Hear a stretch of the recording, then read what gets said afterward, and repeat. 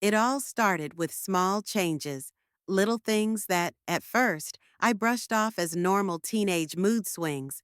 My stepson, Jake, had always been a quiet, thoughtful kid. But after school one afternoon, something felt off. He barely said a word at dinner. His eyes seemed distant, like he was somewhere else completely. I asked him how his day was, but he just shrugged. No eye contact, no emotion. That night, I couldn't shake the feeling that something wasn't right. Over the next few days, things only got worse. Jake started coming home later than usual, his clothes sometimes wrinkled or dirty. He was jumpy, constantly checking his phone, and barely touched his food. My husband thought it was just school stress, maybe a tough class or some friend drama. But I knew it was more than that. A mother's instinct, even a stepmother's, is hard to ignore. I didn't want to invade his privacy, but my worry was eating me alive, so I did something I never thought I'd do. One morning, I slipped a small recorder into the front pocket of Jake's backpack. I just needed to know what was going on at school, what he wasn't telling us. That whole day, I felt sick with guilt, but my heart was pounding with fear. When Jake came home that evening, everything seemed normal again. He went to his room, headphones on, the door shut. I waited until he was asleep before quietly opening his backpack and pressing play. What I heard? I wasn't ready for it. My hands started to shake. I had to pause it halfway through because the lump in my throat made it too hard to breathe. I never expected that. And in that moment, I realized everything was about to change. I sat there in the dark, holding the recorder in my hand, not even sure what to do next. Jake was just down the hall, fast asleep, and I was frozen, staring at this little device like it held the whole world in it. What I heard wasn't just noise, it was voices, clear ones. A group of kids, maybe 3 or 4, and Jake among them. At first, it sounded like normal chatter, laughing, teasing, just the usual stuff. But then the tone changed. One of the boys said something sharp. There was a pause. Then someone called Jake a name, not a playful one, a cruel one. Jake didn't respond right away. Then I heard his voice, soft, nervous, trying to joke back, but it didn't land. That's when the comments started piling on. Mean things, some about his clothes, one about his mom, me, another about him not being real family. My chest tightened when I heard that. The laughter that followed wasn't friendly. It was cold. Over the next few minutes, the conversation spiraled. One boy was clearly leading the others, egging them on. Jake barely said a word after that. The worst part was hearing how quiet he went, like he disappeared into the background, trying not to breathe too loud. I knew that silence. It was the kind that comes from someone trying not to fall apart in front of others. I never knew any of this was happening. At home, Jake always kept it together. Never cried, never complained. If anything, he worked hard to seem like everything was fine.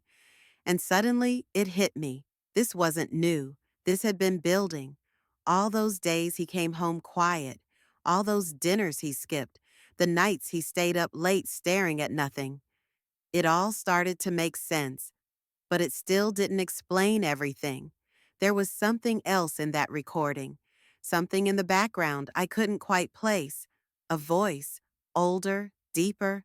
Not a student. It only spoke once, but the way the room went silent afterward chilled me. The mood shifted completely. Jake didn't say another word after that moment. I listened again, trying to catch more, but the audio got fuzzy. Still, that one sentence, from that voice, it stuck with me. I couldn't shake it. What was really happening at that school? And who exactly had said those words? Something was seriously wrong, and I knew I was just scratching the surface. I didn't sleep that night. I just lay there replaying the recording over and over in my head. That voice, the deep one, didn't belong to any kid. It was calm, almost too calm, but something about it felt threatening. Like whoever it was didn't need to raise their voice to have power in that room. And the way the boys instantly fell silent told me they knew exactly who it was. The next morning, Jake acted like everything was normal. He gave me a tired smile, grabbed his backpack, and said goodbye. I wanted to hug him tight, tell him I knew, but I didn't. I didn't want to scare him or make him feel like I'd broken his trust. But deep down, I knew I had to do something. I just didn't know what yet. While he was at school, I started digging. I reached out to a couple of moms I'd spoken to before at school events, casually asking if their kids had mentioned anything strange going on lately. Most of them gave the same answer. Everything seems fine. But one of them, Maya, whose son is in Jake's grade, paused before answering. She sounded unsure, like she wanted to say more but didn't. When I gently pushed, she admitted her son had been withdrawn lately too. Quiet, anxious. He'd stopped hanging out with friends, started making excuses to miss school. It was like a mirror image of Jake. That confirmed it. This wasn't just about my stepson. Something was happening to more than one kid, and yet no one seemed to be talking about it.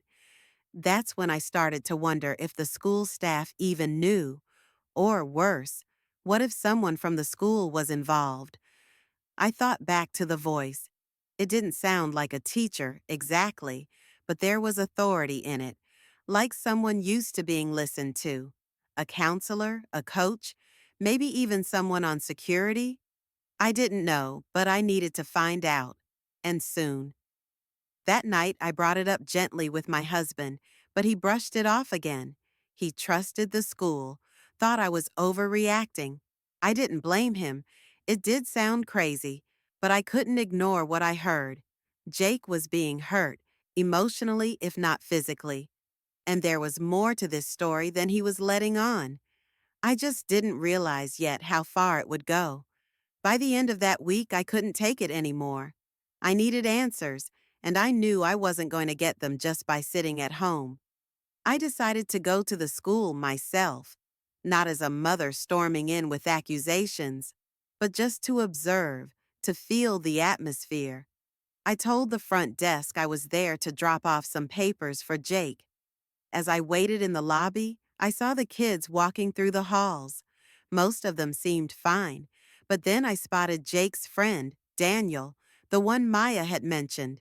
He looked pale, withdrawn, carrying himself like he didn't want to be seen. That same day, I walked the perimeter of the school during pickup, just trying to catch anything. Voices, body language, anything unusual. That's when I saw a group of boys near the back fence, away from the main crowd. Jake was with them.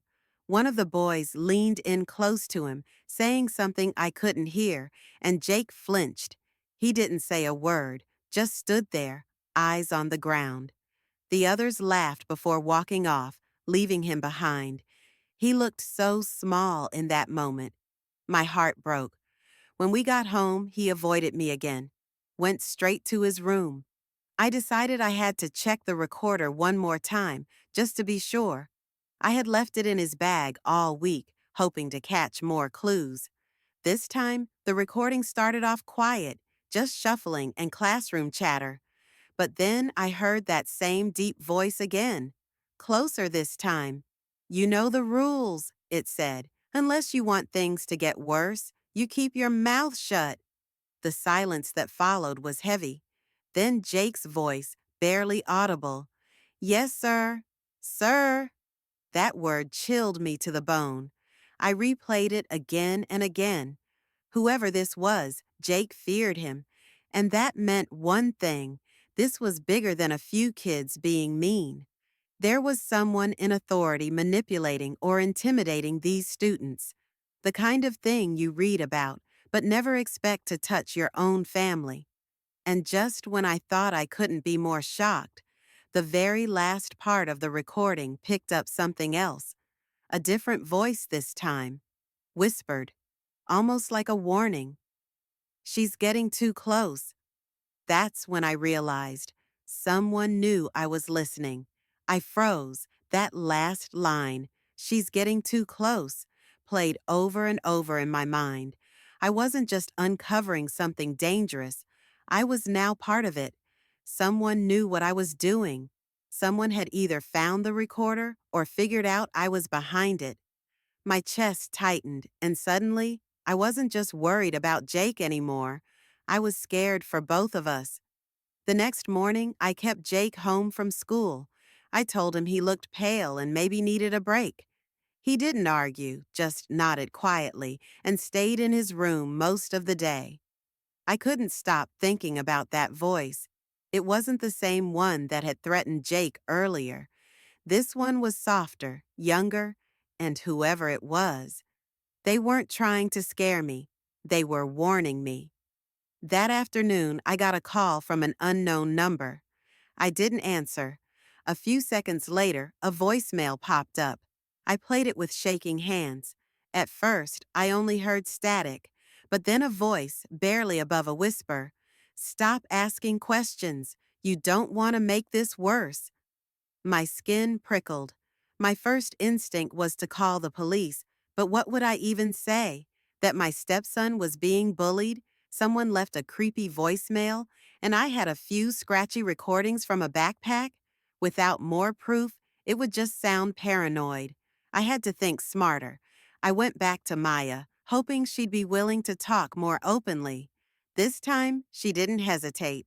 In fact, she seemed relieved to finally get it out. Her son, Daniel, had been part of a mentorship group at school. It was supposed to help boys with confidence, leadership, and discipline, but according to Daniel, it had turned into something else entirely. Private meetings, strict rules, punishments for breaking them, and the mentor in charge, one of the assistant coaches. That was the first time I heard the name Coach Miller. Jake had never mentioned him, but the way Maya described it, this man had a hold on certain students. They weren't just being guided, they were being controlled, isolated, conditioned to fear consequences if they spoke up. Some of them were even encouraged to test loyalty on each other. That explained the cruel teasing. It wasn't random, it was part of the structure. That night, I decided to go through Jake's things, not out of disrespect, but out of desperation. In his desk drawer, I found a small folded piece of paper. No name, no date, just a line of rules, 5 of them, all written in block letters. Do not speak, do not lie, do not disobey. Others are watching. She can't help you. My hands went cold. This wasn't bullying. This was something darker, something organized. And if Jake was involved, even unwillingly, he might be in more danger than I thought. And then came the real twist. I got a text from Jake's number, but it wasn't Jake, just 4 words. "You need to stop." I stared at the text, my heart pounding. "You need to stop." It didn't sound like Jake, too cold, too calculated. I rushed to his room. He was there, sitting on his bed, headphones in, sketching in a notebook. He looked up, startled, when I entered. I asked him gently if he had just texted me. He blinked, confused, pulled out his phone, and showed me the screen. Nothing sent. Nothing typed. That was it. I couldn't wait anymore. I told him everything about the recorder, what I heard, the rules, the voice. At first, he was quiet. Then his face crumbled. He didn't cry, but I could see the weight he'd been carrying. He nodded slowly and finally whispered, "They said if I told anyone, they'd come after you." My heart shattered. He told me everything about Coach Miller, the program, the older boys who enforced silence. It started as after-school mentoring, but soon turned into a twisted kind of control. They'd use fear, threats, even rewards to turn kids against each other. Jake hadn't wanted to join, but once he was in, backing out wasn't an option. He was forced to test his loyalty by humiliating other students, and if he didn't, he became the target. That deep voice on the recorder? It was Coach Miller. And the whisper? A student named Evan, one of the few trying to resist from inside. I documented everything, the messages, the recordings, Jake's account. Then, without telling anyone, I sent it all, anonymously, to the school board, the district office, and a local journalist who covered education scandals. Within days, an internal investigation began. Coach Miller was quietly placed on leave. But just when I thought it was over, another envelope arrived at our door. No return address.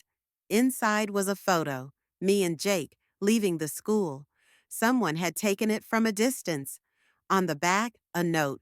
This doesn't end here. I realized then, Coach Miller might be gone, but whatever this was, it went deeper than just one man.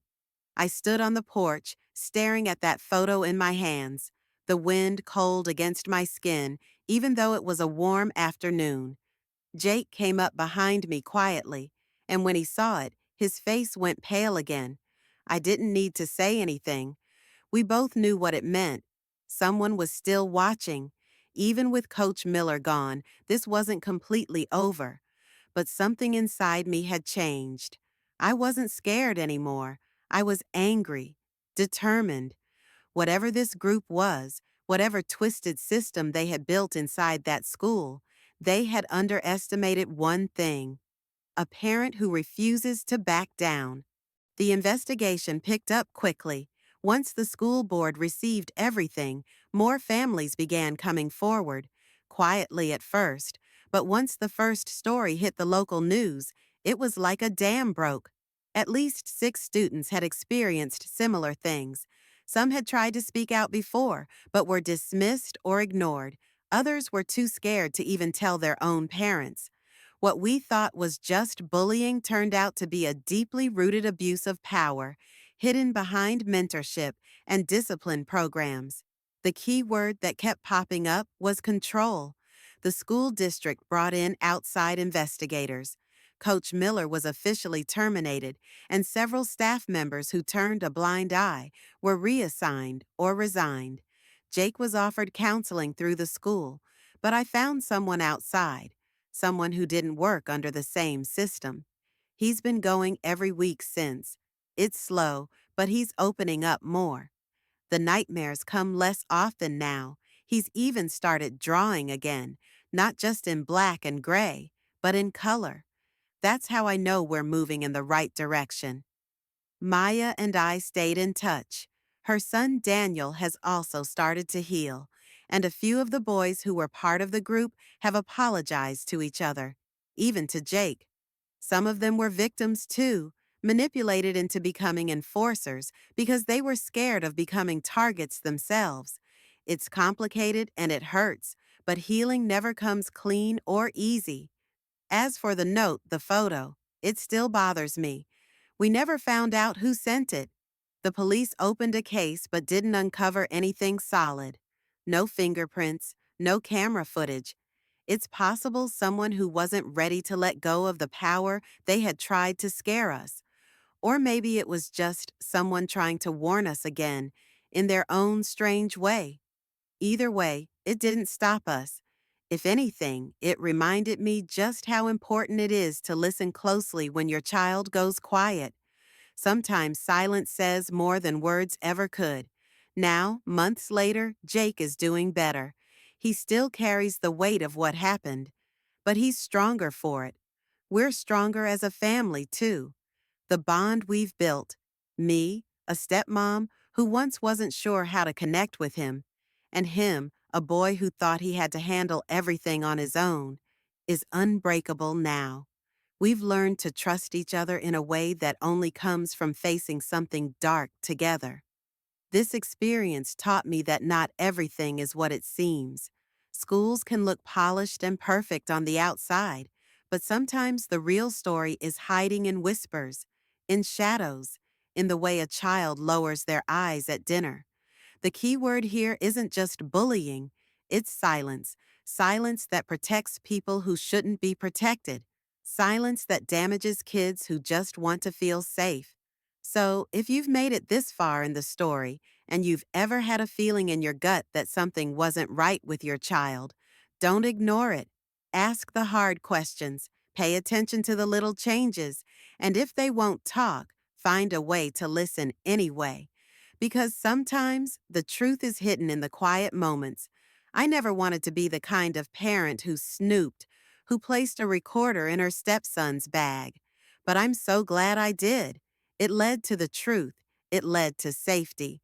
And maybe, just maybe, it saved him. And now, finally, I can say we're okay. Not perfect, but okay. And after everything, that's more than enough.